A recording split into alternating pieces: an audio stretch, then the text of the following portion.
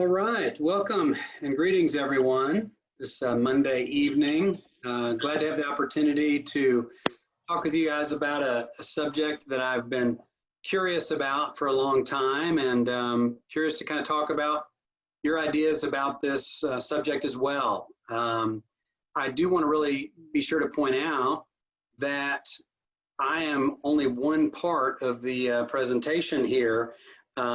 The real backbone behind this presentation is Tamara Ramirez, who Hi. is here, and she's going to be kind of running the slides for me. And so we're going to kind of work together. She's done a great job doing some of the research for this work and the slide creator. And as often, we're both part of an organization called Hill Country Hope for Mental Health. And she's the backbone of that organization really as well, along with Jason Carlatini and some other volunteers. So really glad to get to have this chance to talk with you guys about this. There's a little bio here for me, but in a nutshell, just know that I've been a psychologist for many years, but my work has shifted a little bit lately after, well, really the last 10 years, adding on to my work with children, adolescents, and families, doing a lot more work with folks that are performers of all types, whether that's athletes, musicians, business people who want to find kind of the next level of achievement or attainment in whatever they're doing.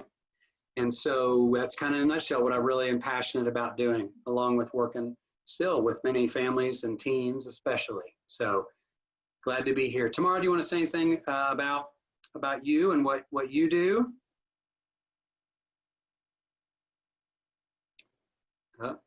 Having trouble hearing you, Tamara. Hey, you're muted. Yeah, there you go. There we go. Sorry. I'm Tamara Ramirez, and I'm a registered nurse and a spiritual director, and I work a lot with mental health advocacy, and I am part of Hill Country Hope for Mental Health, and I'm really excited about this topic tonight. Great. Well, let's dive into it.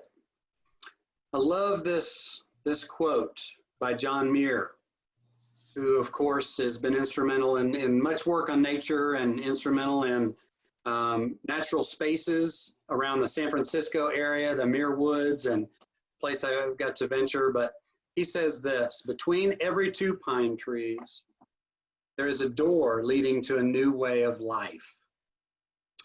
And I guess as a psychologist and then as a person, this is something that I've really kind of noticed and experienced myself, how different I feel when I'm in nature, and kind of wondered about that. I didn't really understand a lot about why that is, but it's something that I experienced and kind of have known.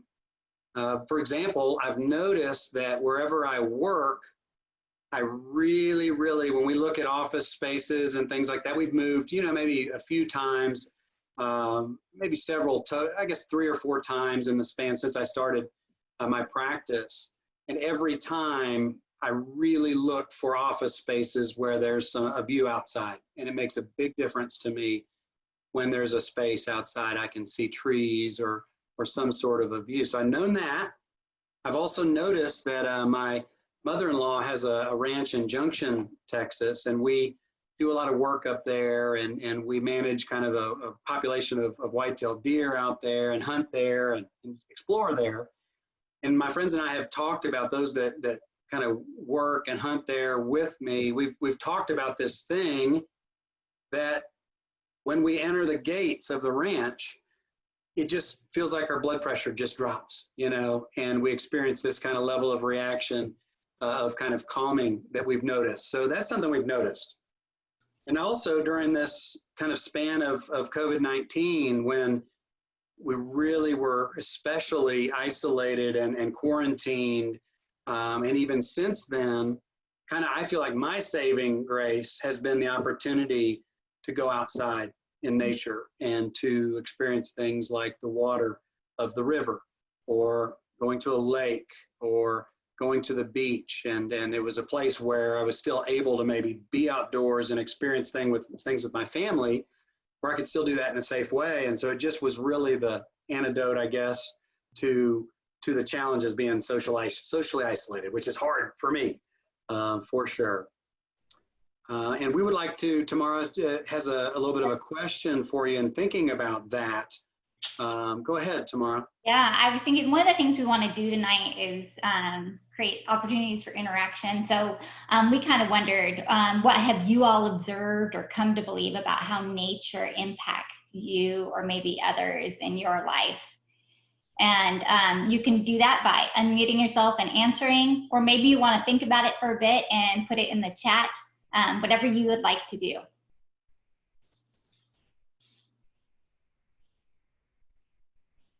I can start. And I loved what you said about from Muir Woods, because I did go there last year. And that quote is so true. There's something about all of those redwoods, and there's this light shining through. And there's something about that light shining through that makes it, even no matter how much pressure I have on me, that it makes me feel like I can open up and just let everything else go. It's pretty powerful. That fits very well with some of the things that we'll talk about today in terms of attention and also kind of a state of relaxation that nature tends to provide, and a focus. So that's great. Thanks. Any other volunteers right now? Again, feel free to open up now or to send us a message, or we'll give you another space to kind of share that. Any other observations? Yeah. My husband and I moved to the hill country and 22 years ago, and we absolutely insisted on having a place that was more nature oriented with the birds, the trees, the deer. And it's like you said, it lowers your blood pressure after a busy day at the office. Absolutely. Thanks for that. I think that was Jenny. Thank you, Jenny, for that contribution. That's my stage name. All righty. Hey, Dr. Beach, I think I would have to, I guess, third that at this point.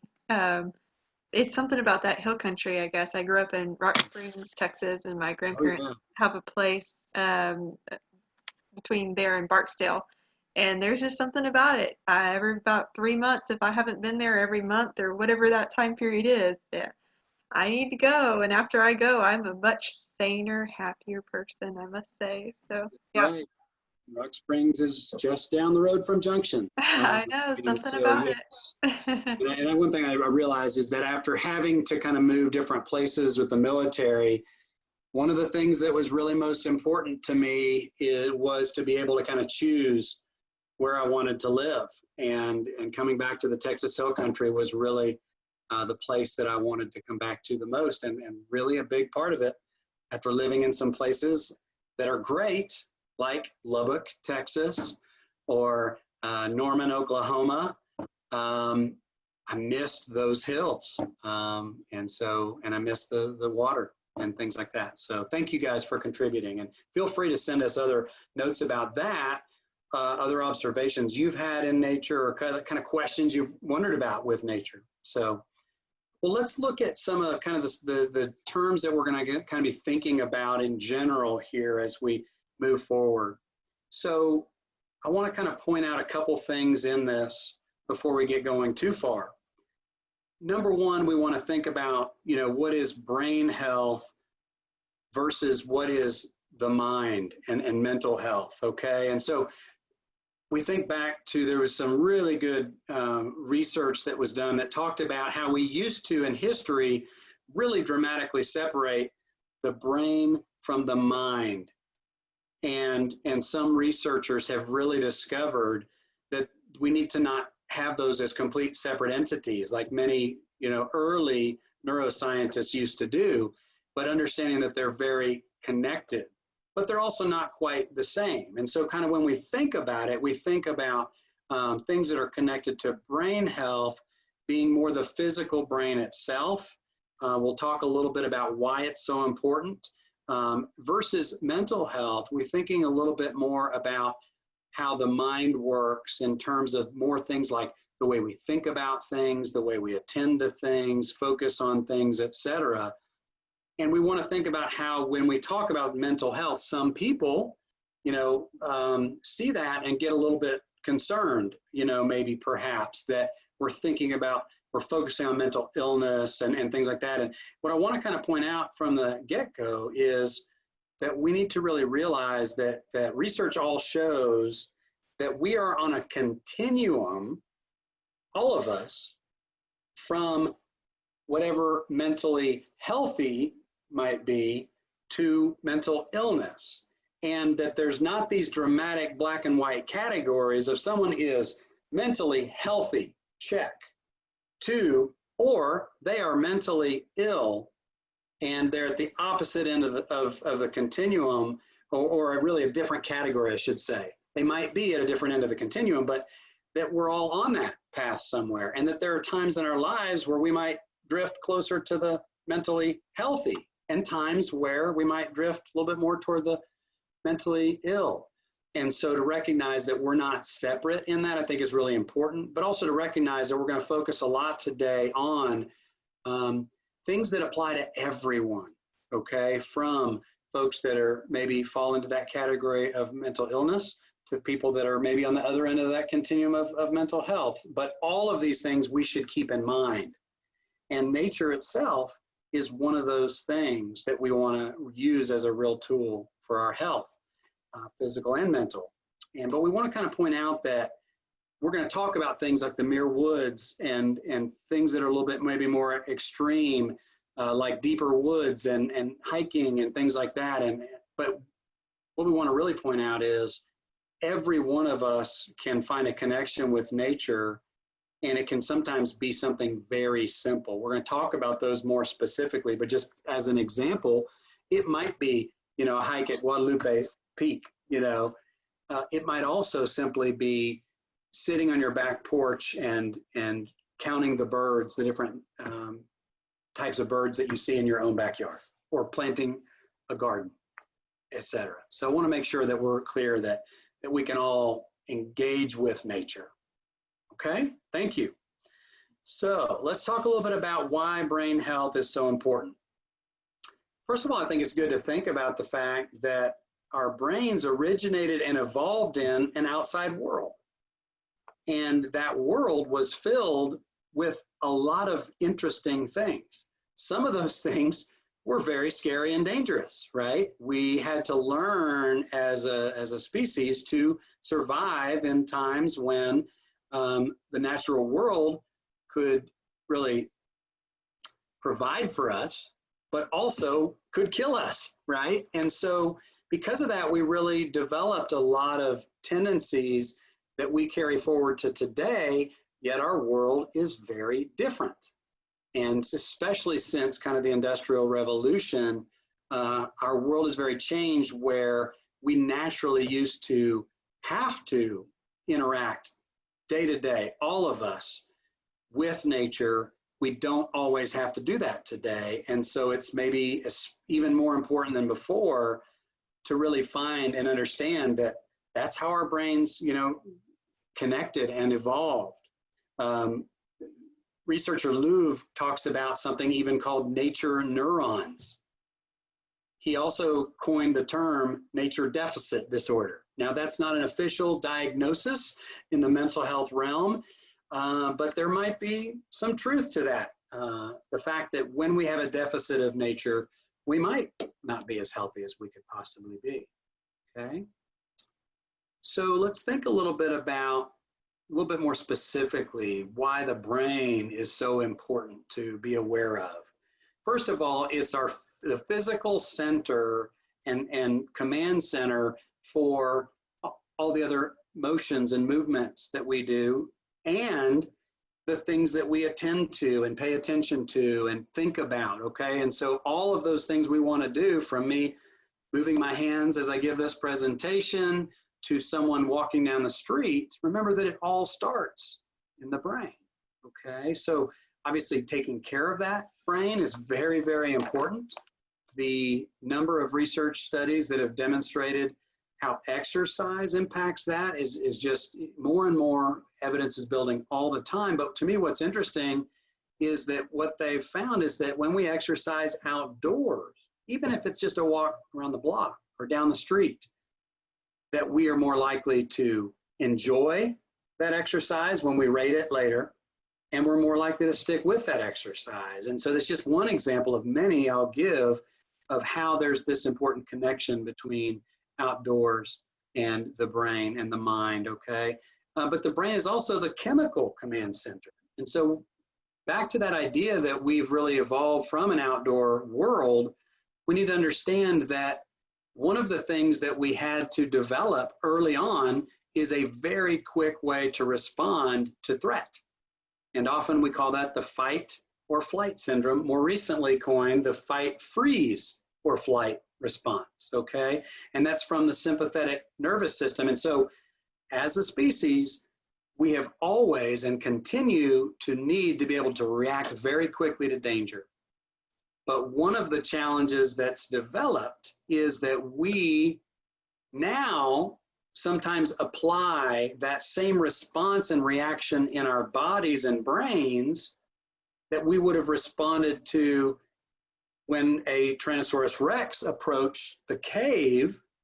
We don't have those kind of concerns typically. We have other concerns certainly, but a lot of times we actually apply the same kind of response. And so things that might really seem stressful or traumatic for us often are important and impact us greatly, and we have great worry about them, but we need to kind of understand that sometimes it's the same response we would have had back in the day for something that was literally life-threatening and may not be now. So things that are important to kind of think about. So let's kind of move forward now and understand a little bit more about how does nature impact our brains and our bodies. And there's a great quote here, Julie Suti.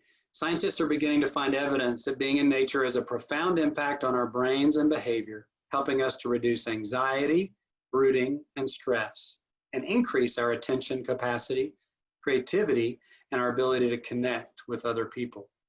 We're going to break some of those down a little bit more specifically here, but I want to kind of point out that brooding is going to be similar to another term we'll talk about called rumination, but the idea of kind of going over and over and getting stuck on worries that we have, which is a big part of our anxiety revolution that we're kind of experiencing right now. All right, next. Let's kind of, actually tomorrow I think had a question here. And this is what we wanted to ask for you and Dr. Beast, just defined rumination, but how do you think nature reduces rumination, anxiety, brooding, and stress? Why do you think that happens?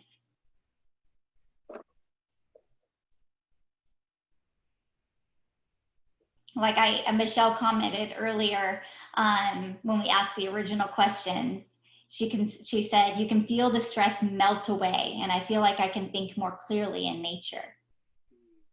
It's almost that same idea. Anybody have thoughts on how that happens? I think this is a total guess, but it's easy to be to pull your mind off of yourself and off of your circumstances when you can see a larger horizon, and I mean, it not only causes you to be distracted from, you know, all of those things that are maybe causing the anxiety, but it also, for me, it makes me realize that I am very small and I'm not in control of how trees grow, where the wind blows, and it gives me such a sense of peace that, you know, I'm not the center of the universe. That's good, Denise. I think that Lori and Jason said almost the exact same thing in the chat. Absolutely. And we're going to talk a little bit about that even further, but in a nutshell, researchers would probably say that that's close to what we call a sense of awe, you know, a sense that there's something much bigger than us. That's why sometimes being in nature is really more of a spiritual experience, perhaps sometimes connects on a deeper level. And so as we think about why that tends to happen and why it has all these positive impacts, in general, as you look at the research, they kind of tend to fall into one of two different main camps when they've done the research on this. And the first of these is kind of a top-down perspective. And folks that kind of focus on the top-down perspective, they talk a lot about how nature impacts our attention. And then that, of course, leads to other physical changes, like the ability to then relax after our mind has shifted to something bigger than themselves, as Denise said, and others did as well. Or it might distract them, as you also said, from things that are stressing one out. And so the Stephen and Rachel Kaplan, two researchers, husband and wife team from the University of Michigan, talk a lot about how nature tends to provide just the right kind of attention and focus and the right amount of it. Sometimes they call this a soft fascination. So when we're going somewhere that's a little bit new or challenging, we really have to kind of pay attention, right? So it captures our attention, but it doesn't involve attending to 10 different things at once typically. You know, if we're going around the bend on a hike and there's a fall to our right, we're going to need to really be careful and focused, right? But when we're in a physical world like that, there tends to be, you know, a couple things. And typically we can attend to about 4 things at any given time. That doesn't mean we can attend to all 4 well, I want to point out, right? But we are capable of attending to about 4 things at any one time, right? When we're in like an office environment, especially one with cubicles and phones going off left and right and you know, cell messages in our pocket and you know, people over here talking to other people, you know, we might have 9 or 10 things that are trying to gather our attention at one time, okay? And that's overload really for most of us most of the time. Some people say that kind of mystery element of being in nature is really big here. It's kind of that idea of, especially if it's your first time to be in a certain spot, what's around the corner? You know, I don't know what's next around this boulder or below this incline, you know, underneath me, above me, etc. When we think about this, some people call this too an attention restoration theory. So it's kind of like it really allows us to shift from the executive part of our brain, which is kind of here in the frontal lobe, right, to some of the other elements of our brain that might allow us to be more mindful, more in the moment, more present, as opposed to, well, with my athletes, sometimes we talk about it this way. I was talking with a softball player today, and we talked about how when you step into the batter's box, that's a doing box. That's a hitting box. That's not a thinking box. That's a space where you don't want to be thinking a lot about that ball could hit me. What if I strike out? It's a place to actually get into the moment and really only picture what you want to do, which is hitting that ball, for example, okay? So in space, there are 3 networks typically going on when we enter a certain space, right? The executive, the spatial, and then the default, as researchers describe it. So nature helps us quiet that executive network and allows then for that deeper thinking to take place, to be able to picture, wow, how's my life going right now, right? How are my relationships? Is this job really meaningful to me, right? Or where am I with my God, my faith, you know, and who am I? You know, as we talked about, there's something much bigger than me, and I can sense it when I'm staring at a mountain, right? Or a aspen tree that's hundreds of feet above me, right? William James, who's considered to be the father of psychology, talked about a profound experience like this when he was hiking the Adirondacks back in 1898. He called it spiritual alertness. I think that's a great way to kind of think about it. Also, it's important to think about how the brain is constantly filtering out inputs, okay? And our brain does a service you wouldn't imagine. We tend to have this mechanism in our brain called the RAS, the reticular activating system. And what that's constantly doing is letting us attend to certain things and filtering out other things. And researchers say that if that is malfunctioning, or if we don't have that RAS, we would actually notice so many more inputs at such an intense level that we would feel like we are constantly being bombarded, right? But that just goes to show how reducing the number of things we're focusing on and being able to focus on things that are really connecting us with nature, connecting us with things higher, bigger than us, is so healing, right? Now, the other thing that it provides, of course, is distraction, right? Simply, again, being able to be away from those things that are stressing us out in our natural world or in our physical world or work world, whatever it is, to something that is more present and now, and maybe allows us to set aside some of those concerns for another day and really be present. So the other main perspective as we think about it is kind of that bottom-up perspective. And researchers that really focus from this perspective talk about things how this relaxed state is kind of provided for us by nature. And then that allows us to experience things like a reduction in stress and things like that. So they're focused less on the mind and what it's attending to the more, a little bit more physical, a little bit more experiential things like the stress reduction theory from Ulrich and folks that talk about how there's this increased oxygenation that happens from the trees around them, right? Folks also talk about things like how vitamin D, we experience so much more vitamin D in the natural world. Sometimes people try to create that sense by having different lighting in their homes and their offices, but up to this point, we haven't even been able to come close to that. They say that about 10 to 20 minutes of sunlight gives us the vitamin D that we need, and this supports all kinds of things like immune health, bone health, tooth health. It helps the body to absorb calcium.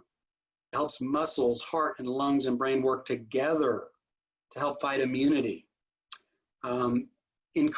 Killer T cells are increased. Those are those cells that really help us fight off things that are foreign to us like cancer, et cetera. Some researchers found that women with breast cancer, after 2 weeks in nature, had increased levels of killer T cells that lasted even past 14 days later. We want to get a little bit technical here. There's these antibacterial qualities that tend to happen in nature. Fungicides, I believe is the right way to pronounce it, are found in natural settings, and they are found to reduce stress 53%. Lower our blood pressure, that thing I was feeling and others have talked about, that's real. Park, from some of the researchers in Korea, found that our blood pressure goes down 5 to 7%. In Japanese forests, they're doing things called forest bathing, where they're really recognizing the stressors that their industrial world is having on their citizens. And so they're having executives and other folks, and sometimes even people that are in treatment centers, go out into nature and literally spend weeks and weeks at a time. Forest bathing is one of the terms that they've used for this. So when they study how does the natural setting impact people versus like an urban setting, they'll have people put on EEG machines or other things, or heart rate variability monitors, and compare what it's like when they walk in an urban setting to what it's like when they walk in nature. And greater effects are almost always found in nature. Better mood states reported, less anxiety reported, etc. Tamara, anything that you'd like to, no pressure, but anything you'd like to add to that? As someone with a nursing background, you might have other things you've noticed or that you want to add to that. Well, I was thinking about it because I have a college student, and she was telling me that that's what a lot of the college students are doing, is the outdoor bathing in the light. And they're finding that college students, that's helping as well. Glad to hear that. Absolutely. Yeah, Stanford professor Gregory Bratman compared a walk in nature to a walk in an urban setting. He discovered much more improved mood states, decreased anxiety, and rumination. And again, rumination is just focusing on those negative things and over and over and over and kind of getting stuck on them. In Finland, they've done a lot of work looking at urban populations and parks, and looking at woodlands versus urban city parks. And there is, improvement in those city parks. It's really clear, but they tend to find a little bit more improvement in much more wooded or natural, even more natural areas. So if we now think about another way that we can kind of look at how are these things impacting the mind, the brain, the body, and the mood, others have focused kind of on how the senses are impacted. And I found this stuff really, really, really fascinating. So looking at the visual areas first, near vision, myopia, we often thought for a while that that was really related to an increase in book reading, right? And so there was early on some research that was concerned with that, but clearly it turns out it's actually more due to reduced levels of exposure to sunlight. It's really interesting to me how this happens, but the sun tends to stimulate not only the visual centers, but the retina, and the retina's dopamine receptors in particular. And so that in turn then actually impacts the shape of how eyes are developing, especially of course during the critical periods when someone's very young. Indoor lighting cannot seem to reproduce this effect. Pretty powerful, right? Another thing that was really fascinating to me is how visual patterns that are found in nature tend to really be naturally pleasing to the eye. They often term these fractals. And they've really studied in an in-depth way how fractals are these repeating visual patterns that tend to happen. Pollock is well known for kind of using real kind of contemporary art, Jackson Pollock. And one, to the novice, when I look at his paintings, I don't see much repetition at all. To me, as a total novice, it looks completely random. But when they've studied it, they found that he actually uses these repetitive patterns in his art. And that's one reason that many people are drawn to his patterns, even though the subject matter is quite abstract. And we're actually hardwired to notice these systems.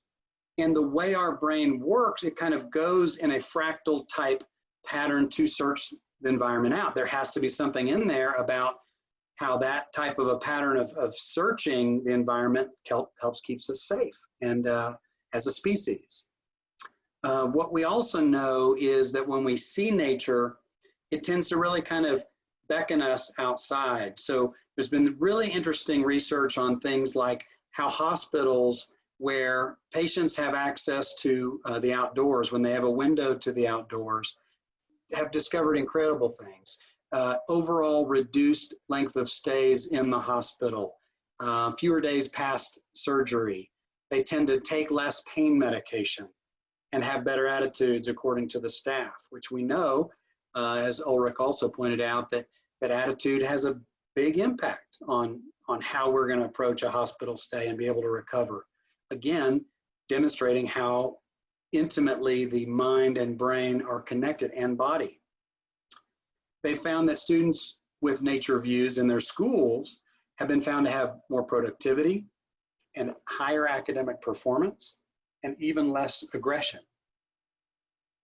Interestingly, I love the fact that some researchers really kind of focus in on the parts of the population that are least likely to get exposure to nature. And so what they've determined, a researcher named Kuo found that in Chicago projects, when families had a window view that looked out onto at least a courtyard, there were actually less aggression and violence and even crime than in those project rooms, apartments where they viewed a brick wall or something else that was much less natural.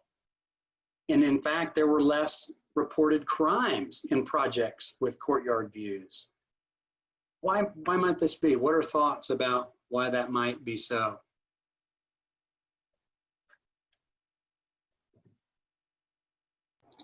Well, nature is soothing and calming to the senses, so it helps to reduce that aggression.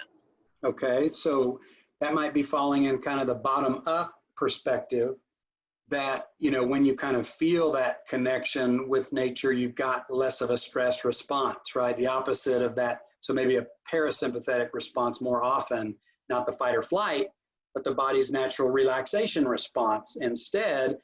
And so maybe then you're not looking for aggression. You're not seeing, you know, maybe benign acts that someone does as aggressive as likely. Very, very good point. Very possible. Also, the studies found that, again, when you can view nature, those folks that lived in those apartments, that nature view would beckon them outside, would call them outdoors. So they would be more likely to be outdoors playing or even just walking. Therefore, then they would probably get to know their neighbors more. And when you know your neighbors, you're much more inclined to look out for them, right? So, part of it is just kind of this environmental impact of connecting to each other. We're going to talk a little bit more about how nature does those kinds of things as well. A Texas A&M study, they discovered that even watching nature scenes helped folks recover after a stress-induced movie. They would kind of use then a nature scene on slides and videos, and even that had a positive impact on folks. It is pretty clear, however, again, that physically natural spaces do have maybe a more powerful impact, but sometimes watching a nature movie or documentary, we've probably all discovered, can be very powerful as well. All right, let's look at next the auditory senses, auditory sense. And so one thing that's important to think about is how hearing really evolves before sight and smell and develops. Infants in utero can hear sounds long before they can have smells. At least that's what the research shows. One thing that's very interesting to me about this too is that research shows the power of bird sounds, right? We probably all can, connect with that in some way. But I think it's really interesting to find that they discovered that it's not all bird sounds that are found to be calming. It's certain bird sounds. And in particular, they tend to find that more passive, less aggressive, chirping sounds, really peeping and chirping tend to really be relaxing.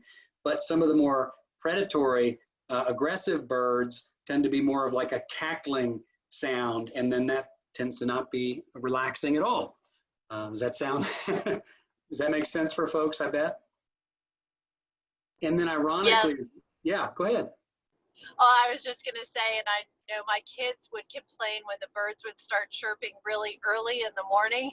They weren't ready to get up. So it's not always soothing, I guess. That's true. That's a good point. Sometimes it might be the birds themselves to our ear, and sometimes it might be the state that we're in and our readiness to hear those, right? Yeah, we've all probably at some point living here, I would imagine, heard a rooster crow early in the morning or been somewhere where you've heard that. And that can be a beautiful sound or the most annoying sound in the world when you're trying to sleep in, right?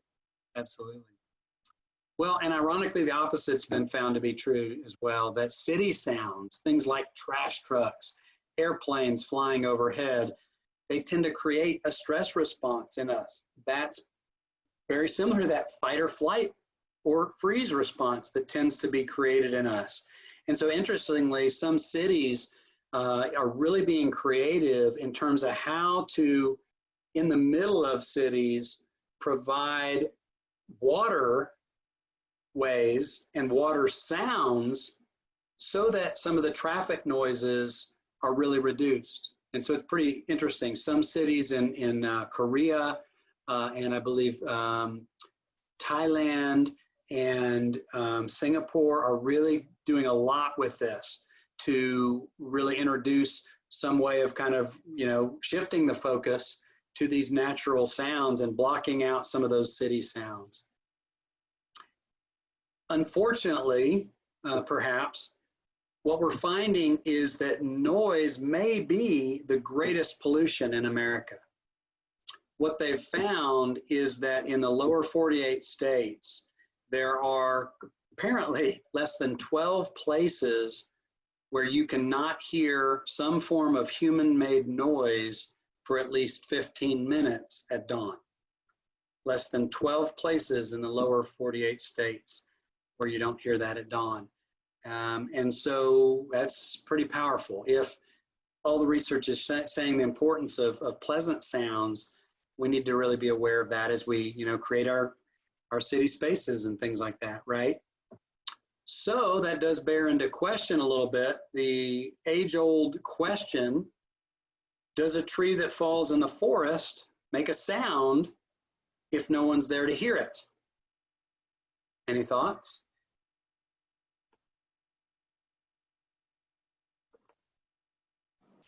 Where are those 12 places?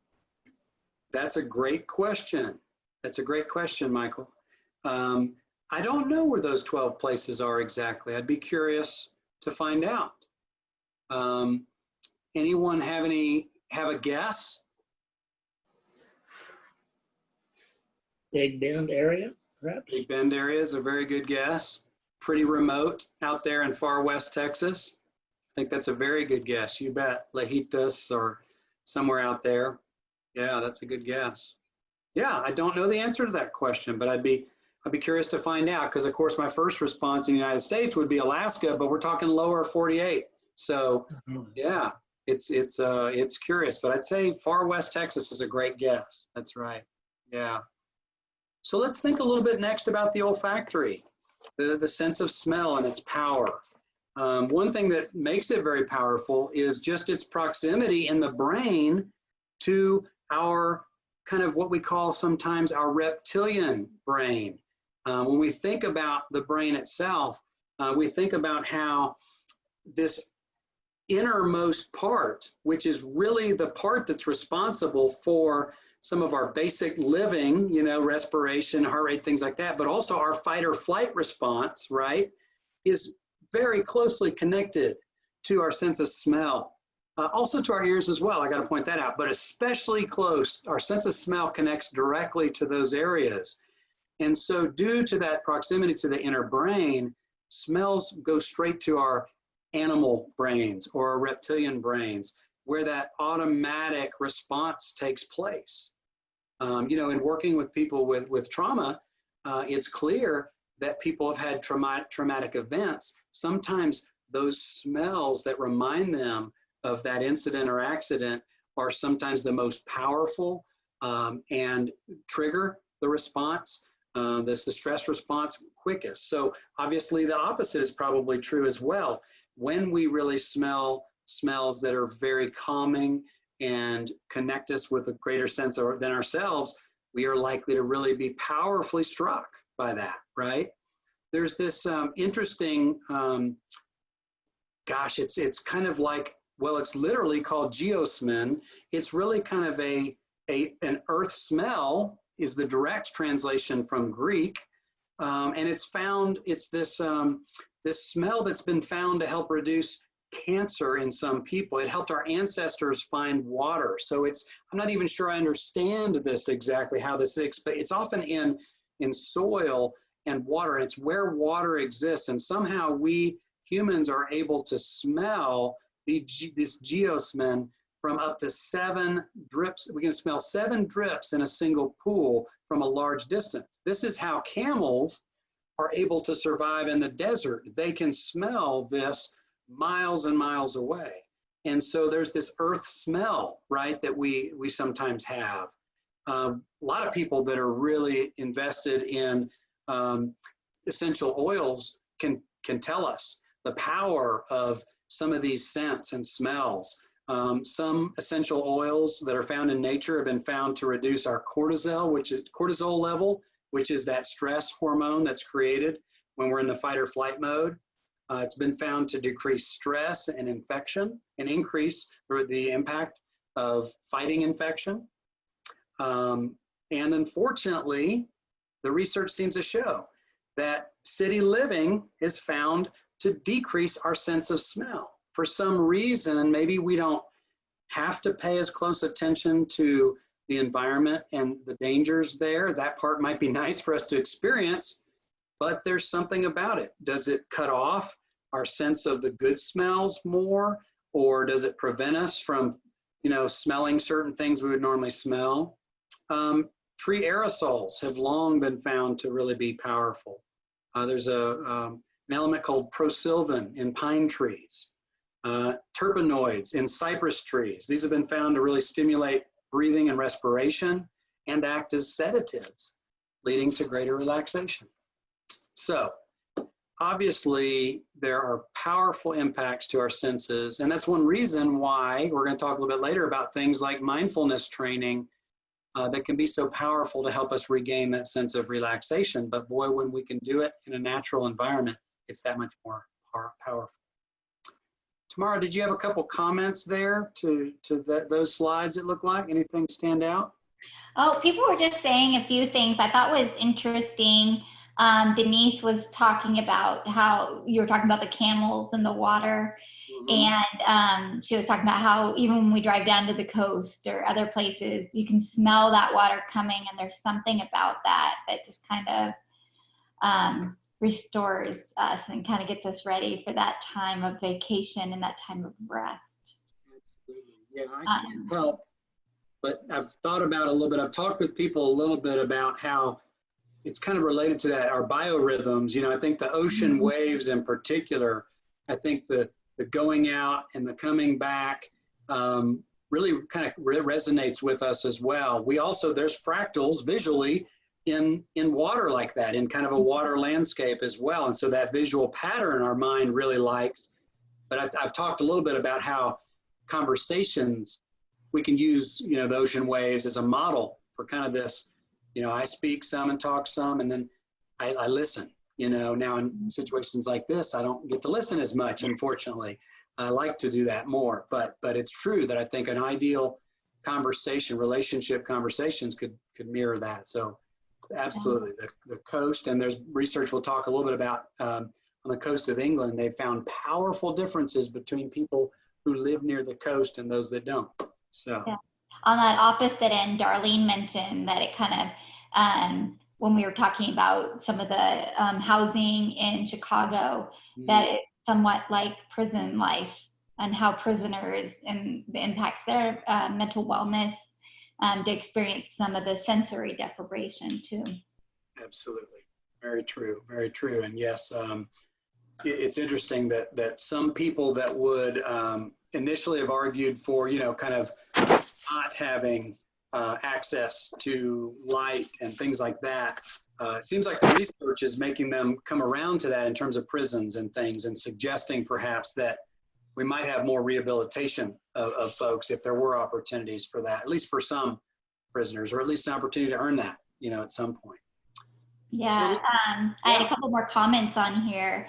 Sandra said, do you know any studies that has compared vibrational frequencies in the brain or body?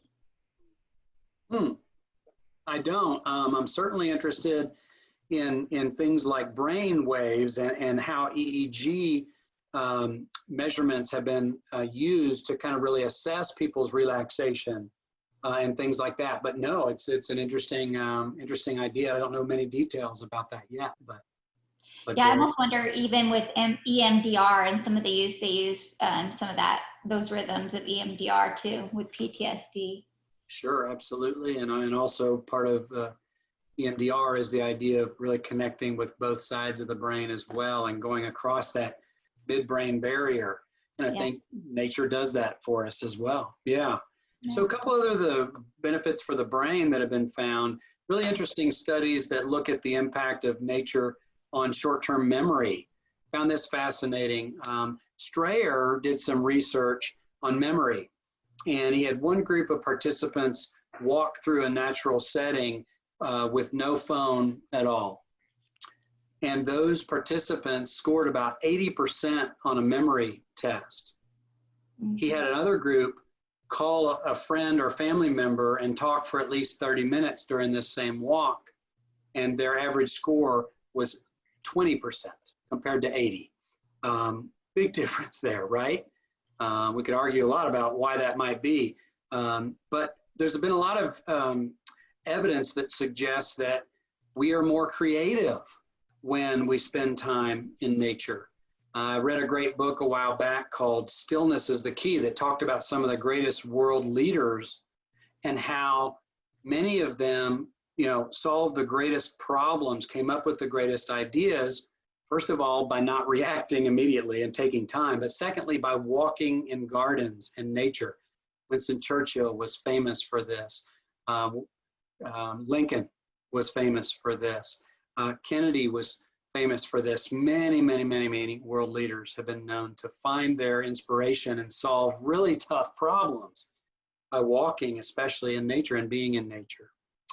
A lot of research is showing the benefit of being in nature for kids with attention span difficulties, ADHD and things like that. And kind of one of my dream roles or uses of my work was always kind of teaching kids with ADHD fly fishing, thinking that the back and forth nature of that kind of fishing would really likely do something valuable for their attention and their ability to kind of improve focus and things like that, something I'd still like to do more of.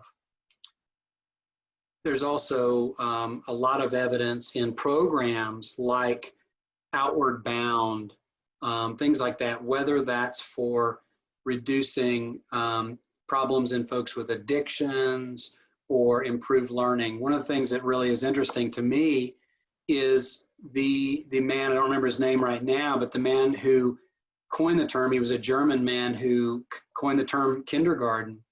His whole emphasis was on a kindergarten, suggesting that young people really should learn outdoors. And he suggested that a huge part of their day would actually be learning in nature.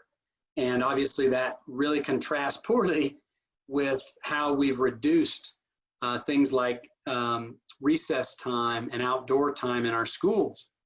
And so we don't know exactly what the outcome of that's going to be, but any programs or any ways that we can have learning outdoors is obviously going to be good for many people, at least. And then let's look a little bit more at some of the benefits to the body. Some of these we talked a little bit about already, but remember that when we're in nature, we do tend to find a reduced heart rate and cortisol.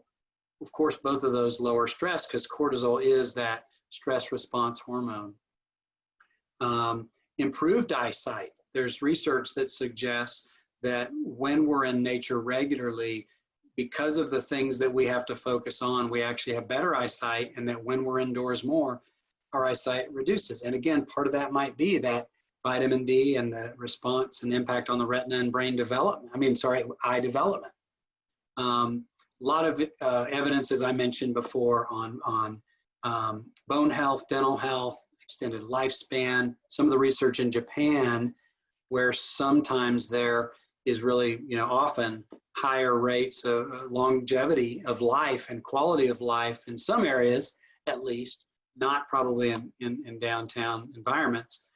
They've done a great deal of study on why folks tend to live longer. Some of that is really diet as well, but often that diet is connected to life by the water, right?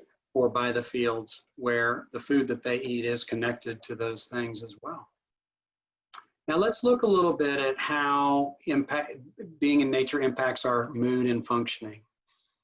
Ironically, nature has been found to reduce anxiety. We've talked about that, and stress. But it's also there's a lot of really good research on resiliency and how we know that we cannot escape stress in our lives these days. And we know that people are going to have different reactions to stress. But if we can really kind of look at what are the things that tend to help people be resilient to those stressors, and nature and time in nature regularly has been found to really help people do that. Again, is that the time away from your stress and being able to focus? Is that more of a bottom-up perspective and being able to just experience those connections with nature that we were born into, perhaps, at least as a species? And ironically, there's even been studies that show that we have a greater level of acceptance in the world, a sense of that when we're in nature regularly, and increased empathy. And so there's this kind of idea called biophilia. It's the hypothesis that we have this kind of innate emotional affiliation with nature and other living things. And so research has shown that when people spend time in nature, when they come back out of it even, they're opening doors for people more. They're kind of collaborating more on group projects. Some schools are studying how when groups study outdoors, they tend to find that they actually have more creative ideas, but also they're better citizens. They're empathic, and they're more inclined to connect with others. They have less of an internal narcissistic focus and less egocentrism, as we say, right, when they're indoors all the time. I was, some of the comments on that, Dr. Beach, where Lori had mentioned that there are experimental schools that are teaching the entire day outside. And a few of us were chatting on the side how great that would be in this time of COVID, when we have to adjust our learning, that maybe we could experiment with some of that.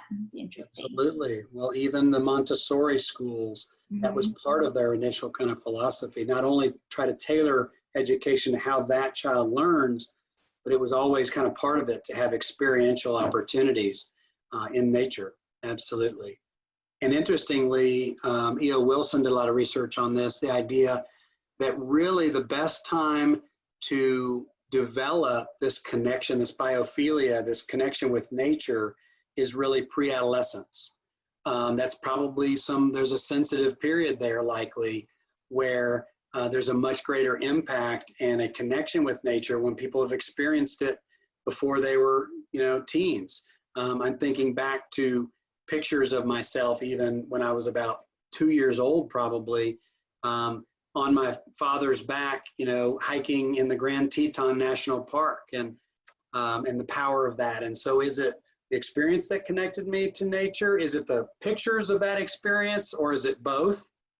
Didn't hurt either that my father did have all these black and white photos that literally were of the Snake River and areas where you've seen Ansel Adams' pictures, and it looked like the exact same picture that he had taken long before. Well, I don't know about long before, but separate from his fame in terms of those nature photographs. So very, very powerful. Tamara, you had a question a little bit next about how we then might incorporate that into our own lives. Yeah, so we wanted to hear, as we've been talking, are there any, maybe one or two new ideas just as we're talking right now that you can think of on how you can incorporate nature more in your daily life?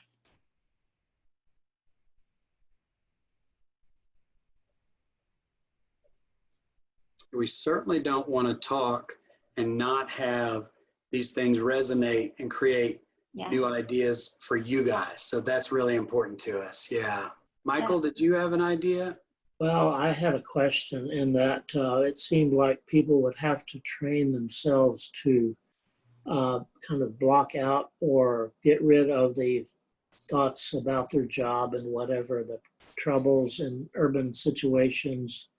When they go out into nature, they would have to not think about those things somehow and get involved in being in nature. That's right. I have a great mindfulness slide that I show. In fact, I wish I had it here. I'll have to get it, make it available to you guys. But it's a picture of there's a man or a woman, I can't really tell. It's someone who's taking their dog out for a walk, right? And above the person's head is a full mind with pictures of tasks and lists and stressors and jobs and work and deadlines. And above the dog is a thought bubble that is simply the trees and the birds. And so the idea is that we tend to often have a full mind, but how often are we really mindful? And how dogs and other beings, other animals do that naturally. That's really kind of the way they think. And so it's ironic that we, in some ways, are so advanced to have these kind of higher order structures above those animal centers. We have the abilities that animals don't have. Things like choosing their attention and what they focus on, being aware of, or metacognition, thinking about thinking. And so the bad news is our minds tend to drift toward all those other stressors. And it's harder then sometimes to be in the moment, like you said, Michael. The good news is, as human beings, we do have these structures. Sometimes we talk about how people, when they really lose it, they flip their lid. You know, we talk about kind of putting that lid back on and really using that higher order thinking. And that part is the frontal lobes, but deciding, how am I going to be in the moment more often? How am I going to really be present more often in nature, in my house, in my homes, in my family, etc. But it's a very good point that sometimes it's hard to shut out the other noises, or sometimes it's the other thoughts in our mind, but it can improve. Yeah. Looks like Marcia had an idea there. Yeah, go ahead. Yeah. Well, I was thinking as we were kind of reflecting and having some conversation and going back to what Denise said about sometimes over time we can change our brains so that when we get 30 minutes from the beach and we begin to smell it, our brains can get used to the idea that okay, this is space to begin to let it go. Or I think it was Lori that was talking about her daughter comes back from Houston, and when she drives into Bulverde, she can smell it and it's home. And there's something about those rhythms that we have, and the more we ingrain it into ourselves, that's helpful. I know that, let's see, I'll mention a couple of things that people have put on here. Marcia said, oh, you guys are going fast. Hold on. I'll start with Sandra. She said, walk barefoot in the grass, have inside plants, herb gardens, drying flowers from florists and press them into art. And those are all simple ones where you don't have to go to the Grand Tetons or Muir Woods. And Marcia says, I plan to get a natural into a natural setting regularly. Also switch some of my daily walks out of the neighborhood into more natural settings. And that's wonderful here in our area. We have places like that.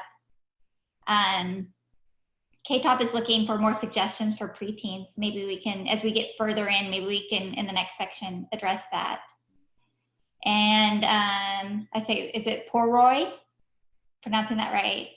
As a longtime homeschool mom, I turn to nature for not only times of learning, but for times to change how the day is going for the better, which I think is great.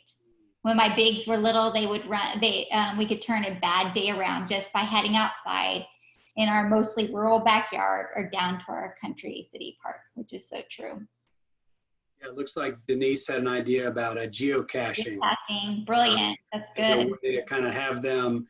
You know, for a while back, there was a game, and it was like a Pokemon game, but it was on the phone, and you would go to different places, and these different Pokemon characters would show up somehow. I don't know how they would work that out. I didn't like that it was a video game, but I did find that, you know, I remember my son was really interested in going different places, some of which were outside, some of them were inside, but to see if there was a different character there or things. And so geocaching is a great way. He and I did that for a little while too. I remember, back to what we talked about earlier, my daughter, we got to go to a place on the Texas coast where there's a bay. A friend of mine has a house real near the bay. And I just remember being struck we got out of the car and we showed up went on the dock, and she just said, I love the smell here. You know, just, it was that salt air. And she was just struck by that for the first time that I ever remember her noticing that. And so that was really, really powerful to me. But yes, it can be very difficult to sometimes get preteens outdoors when they don't want to go or like to go. I've worked with preteens, for example, that have fears or phobias even of insects and bugs and hornets and wasps, right? Well, what the research seems to be suggesting is that if we can, I mean, obviously the treatments for anxiety are really the ones that work tend to include exposure treatments. And so they actually have to face some of those fears and have hopefully, you know, mostly positive experiences in them for that anxiety to lower. But I would just say that I think sometimes just having it where the things that you are going to do, some of them are outside and they have to be outside there to do them, and hope and encourage and see. But likely what research tends to show is the less exposure people have, the less, window views, the less time in nature, then they tend to not really crave nature settings. They tend not to get it. So in other words, that view of nature or the experience in nature tends to beckon them, and again, especially if those experiences are if they had some of those before they're teens, but now, for your youngsters, and whether it's kids or grandkids, to really kind of try to encourage that is really important. So great ideas, and we can, I can throw out other ideas to folks as well about those and challenges. Before I put out several great ideas on our group chat if y'all want to look at that, but I will also tell you I'm going to be a clock watcher and tell you there's 5 minutes left. Yes, just thinking of that myself. Yeah, so let's shift gears a little bit into kind of what the prescriptions might be. And by the way, not only is the evidence suggesting that physicians will prescribe physical exercise more and more instead of take this pill. That's still going to happen some, but it is likely that we will see on their prescription pad, for those that use it, right? We don't often see those anymore, but the prescription will be, walk 10 minutes, such and such. Well, I think based upon the research we're seeing here, then outdoor time will also be a prescription that physicians prescribe. But the research tends to be somewhat clear in that what we need at a baseline is about 5 to 10 hours per month at a minimum. So we really need at least that amount of time. And that tends to work out to, if we did about 5 hours per month, then that would look at about 30 minutes for twice a week, okay? But we also know, so at least that would be great, right? Research also shows, though, that more is better, right? And so if we can double that to 10 hours a month, that would be 30 minutes, 5 days a week, or 2 to 3 days per month. So in other words, if we think about short little stints in nature is fine, or we can think about maybe something like a 1 weekend a month. We're going to go outdoors and go camping. That may be too much for people to do, but the point is there's different ways to kind of have this time add up. But that's kind of just, I wanted to give you a little bit of an idea of that. So if we try to look for, 30 minutes, at least 30 minutes twice a week outdoors in nature. But if we can do 30 minutes 5 days a week, we're getting more time, and more time is good. Also, an urban park is great if that's all you have access to, but it's true that wilderness tends to be better when you look at the research, right? A forest, an ocean, something that connects you a little bit more deeply with nature, with elevation change perhaps, or landscape changes. And so let's kind of think about changes we can all make, right? As I mentioned earlier, incorporating mindfulness in this, which is really trying to get out in nature in these situations that we've talked about, but also incorporating kind of mindfulness training in these. So for example, I might take a high schooler outside and simply do kind of a mindful walk where they walk and really have to pay attention to what their foot feels like when it touches cedar needles versus, which are not hard, by the way, they sound worse than they are, or when they land on oak leaves, or they might pick up different types of leaves and describe what those are and really take in all the scenes around them using all their senses. But again, some people might not have access, might not have the physical ability to hike in Moab. As one of the authors of one of the books, we talked about the Nature Fix. A lot of this research is from a group of people that met up in Moab and hiked in this really extreme adventure experience, right? Some of us can't do that. If you can't do that, it's been shown that finding ways to really kind of connect with nature on a simpler level is also very powerful. Having a pet or having a friend bring a pet over, gardening, I know that the city of Bulverde has a community garden. If you don't have access or a place to garden, that could be a great place to do that, right? Buy flowers, bring in plants, have plants outside that you take care of, etc. What are other ideas that folks have? Don't have a lot of time, but what are a couple ideas people might have for getting outdoors and connecting to nature or bringing outdoors in?